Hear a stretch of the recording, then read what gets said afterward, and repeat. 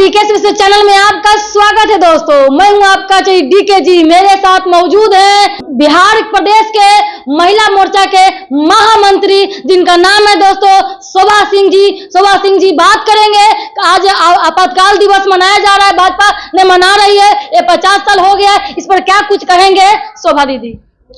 सबसे पहले तो आपके चैनल को हम धन्यवाद करना चाहेंगे कि आप इस गंभीर मुद्दे को कवर करने के लिए महिला मोर्चा के ऑफिस में आई हैं। आपातकालीन का जहां तक बात है तो पहले भी आपातकाल लगा है, लेकिन देश में आपातकाल तब लगता है जब कोई गंभीर समस्या होती है। 1975 के पहले भी जो है लगा था आपातकाल, लेकिन एक बार चीन से खतरा था देश को तब लगा था, और दूसरी बार जब पाकिस्तान के साथ युद्ध होना था तब लगा था। तब मजबूरी थी आपातकाल लगाना। लेकिन 1975 में जो आपातकाल लगा था वो इंदिरा गांधी ने अपने स्वार्थ के लिए लगाया था, क्योंकि उन्होंने इलेक्शन को गलत तरीके से जीता किया था, तो उनका जो इलेक्शन था वो इनवैलिड हो गया था। तो इस बात से उन्होंने मतलब देश में आपातकाल ही लगा दिया, और आपातकाल लगाया तो लगाया, जितने भी हमारे देश के जो नेता थे उस समय के, उन सबको जेल में डलवा दिया। आरएसएस और ऐसे कई संगठन है, जो मुस्लिम संगठन भी है, उस पर भी बैन कर दिया गया था।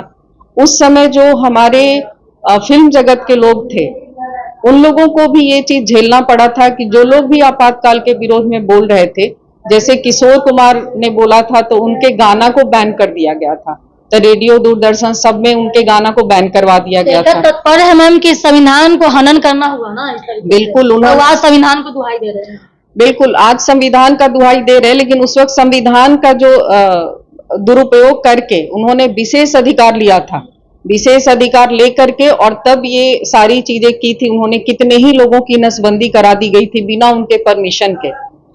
तो इस तरह से जो एक दमनात्मक जो रवैया है, होता है सत्ता का, इस तरह से लालच हो गया।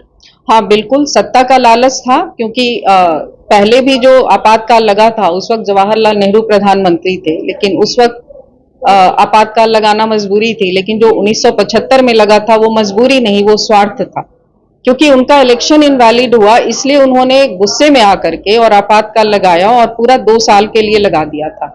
तो ये बहुत बड़ा नुकसान है। उस समय देश के लिए बहुत सारा जो है कष्ट झेलना पड़ा था आम नागरिक को। एक तरह से देश को उन्होंने जेल बना दिया था। मतलब कुछ भी आप मौलिक अधिकारों का जो हनन होना कहते हैं, वो पूरा लॉकडाउन हुआ, और मौलिक अधिकारों का, जनता का जो मौलिक अधिकार होता है उसका भी हनन हुआ था, और उनके बहुत सारे अधिकार को छीन लिया गया था।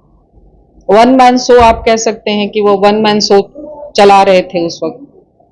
तो आज मैम देख रहे हैं कि सदन में देख रहे हैं कि पूरा संविधान को प्रतिकॉपी लेकर के घूम रहे हैं और उसका दुहाई दे रहे हैं कि ये चीज है। आप देखिए, इन इलेक्शन में भी आपने देखा होगा कि संविधान खतरे में है, संविधान को बदल दिया जाएगा, इसके लिए नहीं बदले, इसके लिए हमको वोट दीजिए, इस तरीके से हो रहा है। तो वो अपना जो है राहुल गांधी जी अपने दादी को क्यों नहीं याद करते हैं कि ये तो स्टार्टिंग जो जर्नी जो हुआ है संविधान को खतरा होने का, उनके दादी से जो स्टार्ट हुआ, डेवलप हुआ है। देखिए, वो शुरू से इसी तरह की राजनीति करते रहे हैं, और ये संविधान में खतरा जो है वो कहीं ना कहीं एक नैरेटिव सेट किया गया भाजपा के खिलाफ, ताकि एक कंफ्यूजन क्रिएट किया जाए जनता के बीच में। और इसका थोड़ा असर हुआ भी, क्योंकि आप देख रहे हैं कि जैसे यूपी में आपको ध्यान में होगा कि एक इन्होंने कार्ड मतलब एकदम इलेक्शन के टाइम एक कार्ड बनाया कि जब ये जीत जाएंगे तो 8,000 रुपया उनके अकाउंट में आने लगेगा, खटाखट आने लगेगा, जो कि एकदम से झूठा ही वादा था। अभी तो लाइन में लगा हुआ है पूरा। बिल्कुल, तो वो झूठा वादा था, और जनता को भी अब ये समझना होगा कि कौन सही है और कौन झूठा है। और माननीय प्रधानमंत्री ने जिस तरह से, जिस मजबूती के साथ, भले ही सीट कम आया है लेकिन हम मजबूत स्थिति में है, और मजबूत विपक्ष का भी होना जरूरी होता है, क्योंकि इससे आदमी को काम करने का और नया जोश और उमंग आता है। कैसे कहते हैं मैम? एक पर एक इस पर हम क्वेश्चन करना चाहते हैं। विपक्ष तो ठीक है, मजबूत है, लेकिन अगर मोदी जी कोई काम करना चाहते हैं राष्ट्र हित के लिए, देश हित के लिए, तो उसमें रुकावट पैदा करेंगे। अगर 10 दिन तक सदन चलता है तो एक ही दिन चलेगा, 10 दिन तो कॉपी फेंका फेंकी मारा, फिर कुछ भी हो सकता है, करते रहते हैं। देखिए, ये चीज कर रहे हैं तो वो अपने पैर में खुद ही कुल्हाड़ी मार रहे हैं, क्योंकि देश की जनता ये समझ रही है कि कौन काम करना चाह रहा है और कौन काम नहीं करना चाह रहा है। तो जब जनता आने वाले दिन में जब चुनाव होगा, चाहे वो बिहार हो या कहीं भी देश में जो चुनाव होगा, तो जनता इतनी बेवकूफ नहीं है। आने वाले दिन में इसका खामियाजा उनको भुगतना पड़ेगा। तो आगे आगे जो इसी वजह से यही कारण है जो आज जो है आपातकाल दिवस आप लोग मना रहे हैं। आपातकाल तो हम लोग इसलिए मना रहे हैं चूंकि जो आपातकाल लगा था वो एक इंसान के स्वार्थ के चलते लगा था, और वो काला मतलब इतिहास में वो साल जो है वो बिल्कुल काला ही रहेगा हमेशा के लिए। लोकतंत्र के जो इतिहास में है वो काला साल रहेगा ही, और उसके विरोध में जो है वो हम लोग आज आपातकाल का जो काला दिवस है वो हम लोग मना रहे हैं, क्योंकि हमें ये स्वीकार्य नहीं है। और ना ही आने वाले दिन में उनकी जो मंशा है कि आने वाले दिन में वो अगर उम्मीद कर रहे हैं कि इसी तरह के आपातकाल वो लगाना चाहेंगे, वो हमारे माननीय प्रधानमंत्री कभी होने नहीं देंगे। हम लोग सब एकजुट हैं और एकजुट हो करके बहुत मजबूती के साथ सत्ता को जो है वो चला रहे हैं माननीय प्रधानमंत्री जी, और जनता के हित में जो भी काम होगा, देश हित में जो भी काम होगा, वो पूरी मजबूती के साथ करेंगे और विपक्ष को अपने काम से जवाब देंगे। बहुत बहुत धन्यवाद मैम।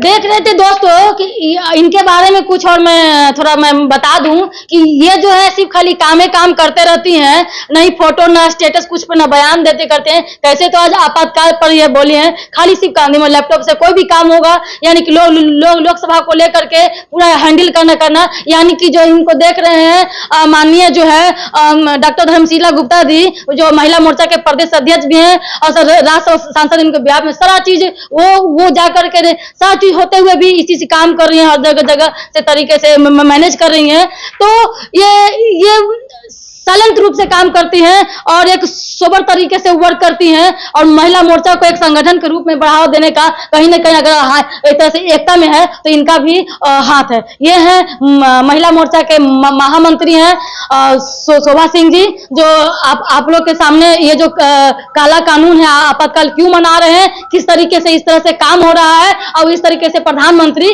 आगे इसे होने न देंगे, इसी तमाम विचार को लेकर के इस पर बात विचार हुए। और इस पर वीडियो में देखिएगा कि तमाम जो है यहाँ पर जो है देवतुल्य पदाधिकारीगण है महिला मोर्चा के, तो इस चीज के बातों को यहाँ रखा गया है। इस चीज को समझिए और भ्रम जाल में न पड़िए।